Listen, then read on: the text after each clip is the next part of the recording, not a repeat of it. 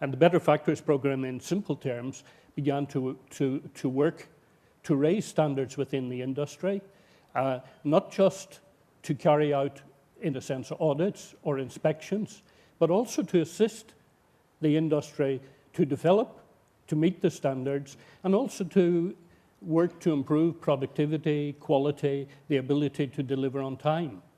That agreement, I think, was very successful in that it encouraged the Cambodians, manufacturers and workers, to look to the future and to see how they could develop an industry that would be viable, profitable, stable, and internationally competitive.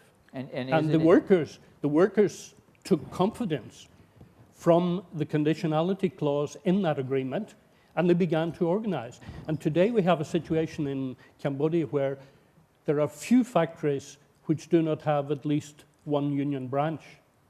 Now, is it still a competitive, are they still competitive suppliers? And what was the benefit from Cambodia?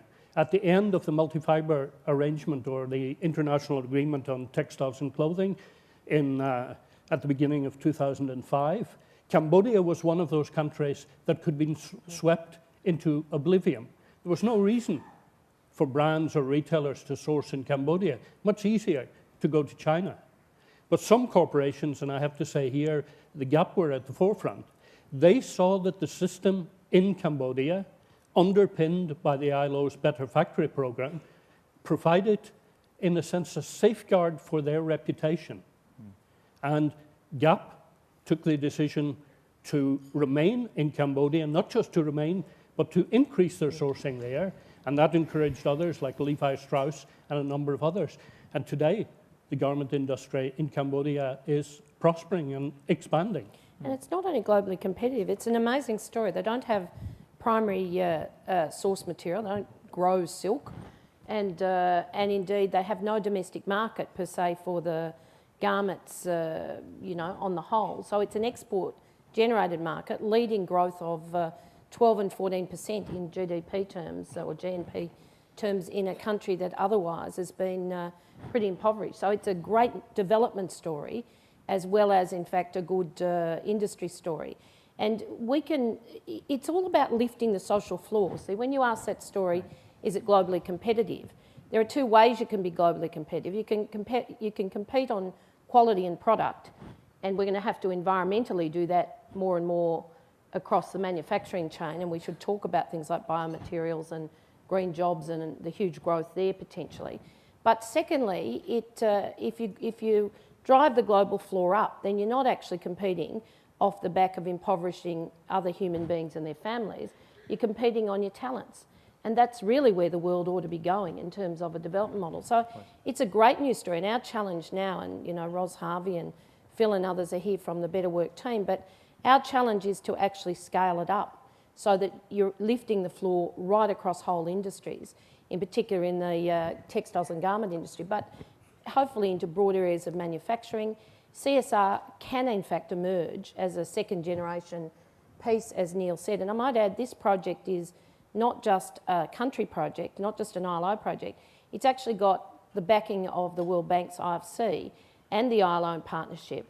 And the unions through not just the ILO but individually through the global unions and the ITC, and Aaron and his team through BSR, putting it all together as a collaborative endeavour that's probably second to none in the world. But the untold bit of the story so far is that the International Finance Corporation, the World Bank's arm, accepted labour rights conditionality for its loans to companies and countries as a basis of not just fundamental rights, but because they understood that it's economics 101. If you collectively bargain and the wages are slightly better, then you create jobs off the back of it, you build domestic economies, that in turn provides a consumer capacity that backs into your own market base. So all round, we've got to get smarter about product and and we've got to accept our responsibility for a decent social floor, or otherwise we're all growing richer off the back of, well, not right now, but in the context of you all fixing the financial stability question, we're growing richer off the back of someone else's impoverishment, and that's just not acceptable. I want to move to the environmental issues in a moment or two, but just a couple more questions on this obviously key issue of labor rights. Christy, I'm going to ask you a tough question. What do you think of Walmart's sustainability efforts? And Sharon just talked about the need to scale. Whenever the word scale is used, Walmart comes to mind. Are they likely to be an ally of unions outside the United States as you pursue the agenda we're discussing here or not? I mean, have any of the three of you dealt with them? Uni deals with Walmart in the context of some sustainability work. I think actually Sharon has more expertise of the status of Walmart in that process than I do. I am not really focusing on retail right now. I think the goal is to bring them into the supply chain sustainability work without a lot of hope at this point that they will be part of that, have an open attitude towards unions in the US, but nevertheless to bring them into recognizing their obligations on the supply chain. And certainly we hope that we'll have a new era of industrial relations in the US, with the new political lineup. There's high hopes that we can sort of change the overall, what I would consider the broken labor relationships of the US, and that Walmart will be part of that process as well. I don't know if Sharon has anything to add about the sustainability Let's agenda. do it briefly because I want to get to the global look, I'll just frameworks say and two other things. I think it's essential that if Walmart's interested in dialogue, that we sit and talk.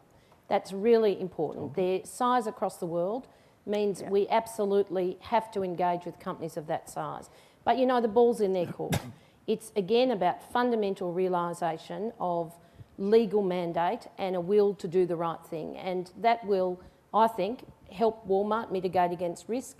There's no doubt that Christy could tell you the story of a 5-year campaign against, property services companies and contract cleaning and security, and how that's now worked to lift the floor. Well, we'd much rather engage in dialogue than have to be what I called making old enemies new friends. I mean, Nike, 15 years ago, most of us were being arrested on the street standing outside their stores, particularly for their work in my part of the world in Indonesia. Now we stand in places like Davos and champion their attitude to a decent future where decent work is at the heart of it. So, it's possible. Let's talk, I'd say, about Walmart. Let's sit down and talk and do it urgently in the interests of the world.